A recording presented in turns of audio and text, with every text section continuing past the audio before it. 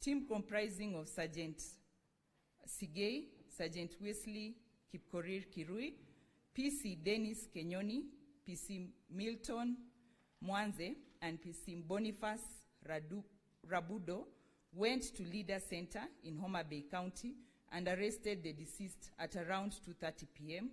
Welcome back to Havana Media. My name is Celestine Wendia. I will be your host for today, and we will be talking about the case that is ongoing to determine who is accountable for the death of Albert Ojwang.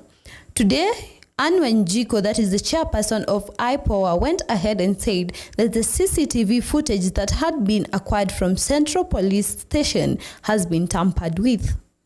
So that means that it will not be used as a piece of evidence to determine what exactly went down when Albert Ojwang was being held at Central Police Station.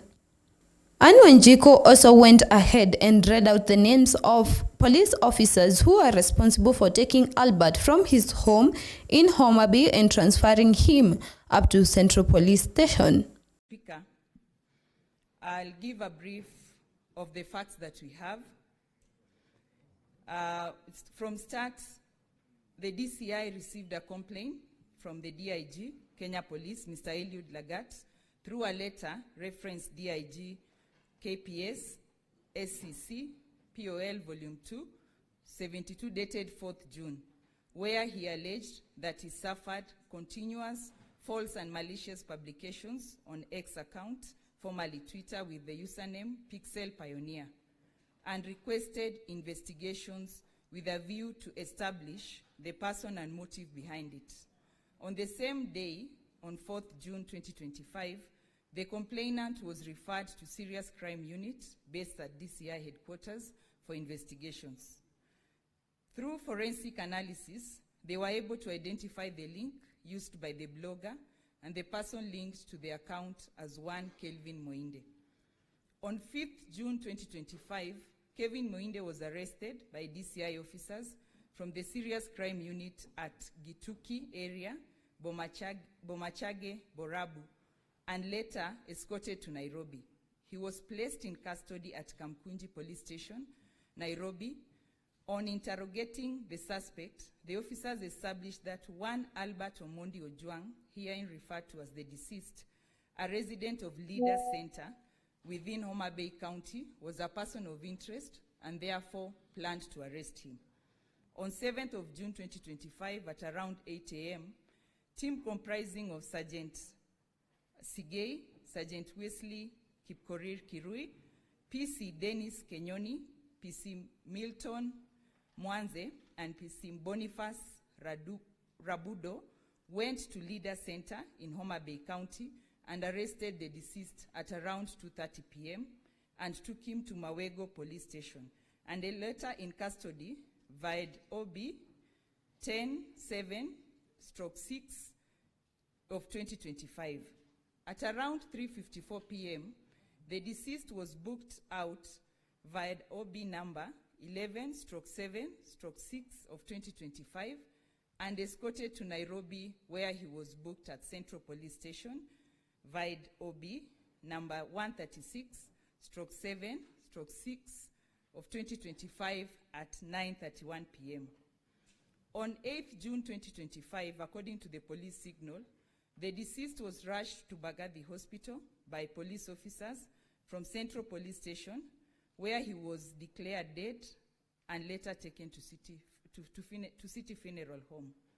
The authority learned of the death of Albert Ojwang in police custody on 8th June from the media, as well as through the police signal sent to the authority by the IG, and immediately commenced investigation. We have achieved the following tasks, Honorable Speaker. The scene was visited and documented for the purpose of preserving the integrity of the evidence, to establish the sequence of events, and identify any indicators of misconduct. Number 2, blood samples were collected from the scene, and blood spatter analysis was also done by our investigating officers. 3, all relevant police documents were collected from Central Police Station. The CCTV DVR was seized and forwarded for forensic analysis. Statements from all the 5 DCI arresting officers were recorded. A letter addressed to Bagavi Hospital requesting information on whether the deceased was treated at the facility was delivered. A reply is expected by 11th of June, that is today. The family of the deceased was contacted. Potential witnesses were also identified. The occurrence book records were obtained from Awego Police Station. The post-mortem examination was attended, and a copy of the report was obtained. The samples drawn from the deceased body were secured and are pending onward transmission to the government chemist. CS Kipchumba Murkomen, IG Douglas Kanja were appearing before the Senate today to tell which steps are being taken to ensure that the person accountable is brought to justice. And CS Kipchumba went ahead and said that he does not have eyes to exactly tell who is responsible for the death of Albert. And one senator went ahead and told him that he should have those eyes because he has time to call out people who are apparently mocking him online or saying things that he is not okay with. He has eyes for that and therefore should have eyes to tell who is accountable or who is responsible for the death of Albert Ojwang. He went ahead and said CS Kipchumba Murkomen is an Interior Cabinet Secretary and therefore should take his role seriously. Senator Cheruyot went ahead and said if Kipchumba is not capable at his job, therefore he should resign and leave the seat for someone else who can investigate matters and get to the bottom of cases. Tell me what you think about all their inputs in the comments below, or the new discovered lack of evidence, because that is alarming. And that just shows us that it was an inside job. Because if they were able to disable or to interfere with the evidence, that means that someone is involved and therefore they should be brought to justice. Kenyans going missing, being caught by police, tortured and killed has been happening a lot since last year. And so far, we have seen none of those people who are involved being brought to justice. And that shows how much the government cares for its people. So far, President William Ruto has not said anything on the matter at all. A few people are calling for the resignation of CS Kipchumba Murkomen, who also went ahead and said that the government will not be hiding or shielding whoever is responsible for the death of Albert. Constitutional order. The independence of institutions is an extremely important value in our constitution. And as a result, Mr. Speaker, to insulate the National Police Service from interference from the executive, even the president, Mr. Speaker, is barred from giving directions to Inspector General of Police in regard to any investigations that are going on in a particular matter. So my position, Mr. Speaker, is confined in law to the place where I give either policy directions that must be put in writing under Article 245 of the Constitution, and, Mr. Speaker, also to provide support, financial support, Mr. Speaker, and other resources that the Parliament, Mr. Speaker, has also the responsibility to provide these resources through the relevant institutions. So I sympathize with the position of Honorable Eddie. Mr. Speaker, I agree with him that something has to be done.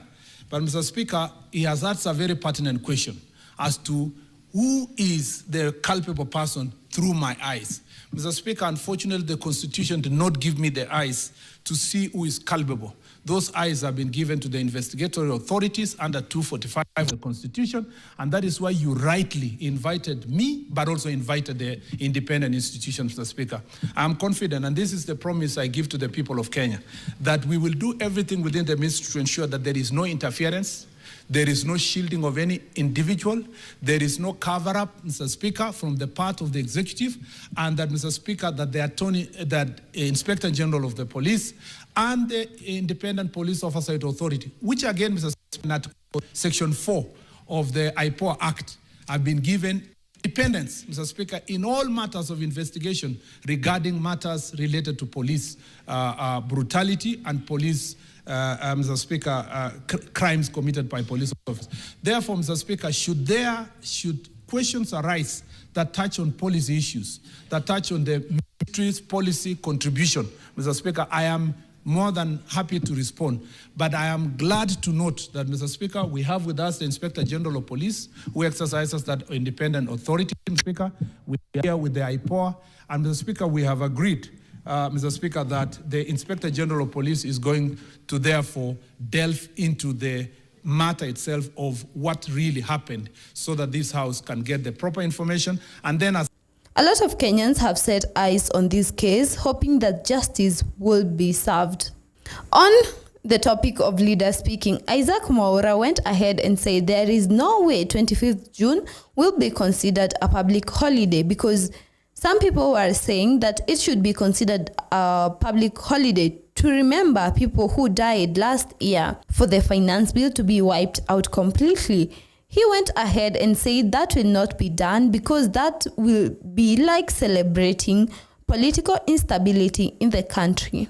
This has been Havana Media, and I have been your host, Celestine Wendia. Thank you for watching.